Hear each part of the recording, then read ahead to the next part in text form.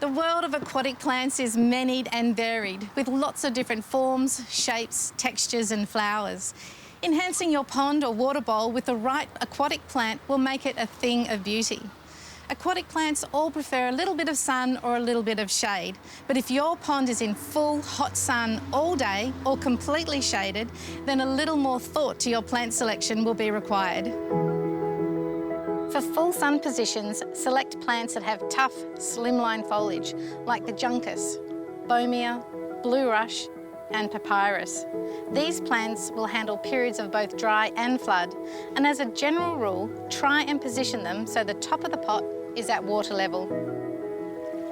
If you have a full shade position, this can in fact be more challenging, and if you'd like some drama and height, look for plants that have broad, softer foliage like water canners and taro.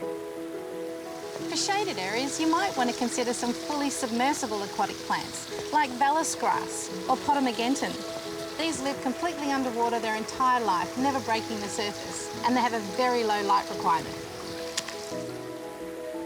There are a few special aquatic plants that will grow in full sun, full shade, and even fully submersed. A favourite of mine, Echindoris, or Amazon sword.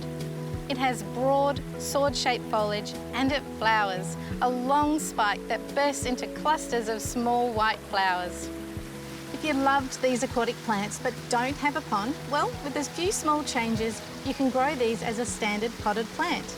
And if you're the sort that has struggled to keep your potted plants alive through under or overwatering, well, this method is simple and it will be successful.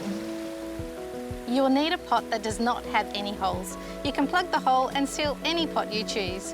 Or if you're buying one, a plastic or glazed ceramic will be best, as they won't leak or leach water. This really is as simple as placing the aquatic plant into the pot. Use a slow-release fertiliser and backfill with soil, then pack it down firmly. At the rim of the pot, you need to leave a good 5 centimetre gap. And in this gap, we're going to fill it with fine river gravel right to the very top of the pot. Zeolite gravel is great, or Mineral Magic even better. This gravel layer is going to stop the soil from spilling out over the top and stop any smells from damp soil. Don't be tempted to use large pebbles, as these can leave gaps of pooling water, which may attract mosquitoes, and large stones can retain heat and burn plants. Then gently fill the pot with water. As with all potted plants, they're going to need some food, some water and some light. But when you use this method with an aquatic plant, you can afford to be a little less vigilant with their care.